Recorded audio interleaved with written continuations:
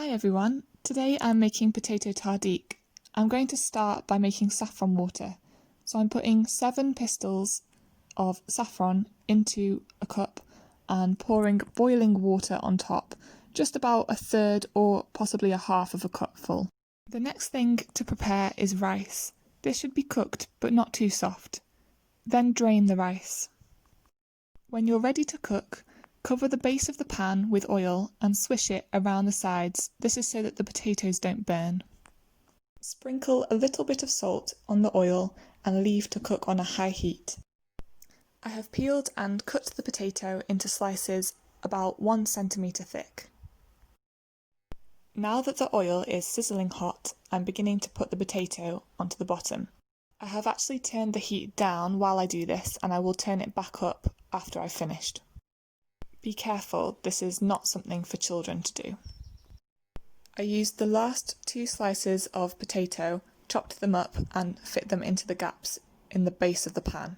Ideally it should cover the whole of the base, but don't worry if you've got gaps. My rice is a little bit too soft. It should be transparent with a white blob in the centre. It should break between your teeth. It will get cooked on top of the potatoes to get soft and fluffy. So now I've put my rice on top of the potatoes and I'm going to pull the rice away from the sides of the pan. This is to stop getting crispy rice or kind of almost burnt rice. Some people do like crispy rice, but it's not my favourite thing. So now I have made my dome shape with the rice. I'm going to use the end of the wooden spoon to make 3 holes, and this will help the steam to go around the rice.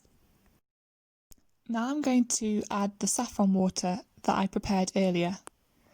Actually, this time you can see it's just plain water. That's because I'm cooking a different dish to go with this rice, but you can use saffron water. I have covered the pan with a lid wrapped in a tablecloth. This is so that the steam doesn't escape. It has been cooking on a high heat for a few minutes now, so I'm going to turn it down to low heat.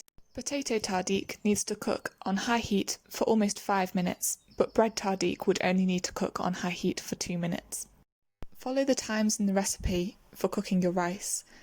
Don't remove the lid before it's ready because this will release the steam. If you want, you can add a little bit of vegan margarine and mix it into the top of the rice.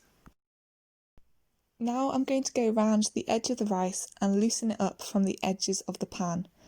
Ideally, we want to be able to put a plate on top of the pan, turn it upside down, and the tahdig will come out sitting perfectly on top of the rice. However, tahdig is notoriously difficult, so it might not be perfect. The other way to serve it is to serve the rice first and then pick up pieces of tahdig and place them on top. Here is the finished result. The tahdig is on top and the rice is underneath. That's because I've turned the pot upside down. The potatoes are nice and crispy. You can see that they're golden brown, but they could be even darker if possible. In between you've got crispy rice. Don't worry, that's part of the tahdig. You can eat it or choose not to, however you prefer. Good luck with yours. I hope it turns out well. Don't worry if it's not perfect, it will still taste amazing.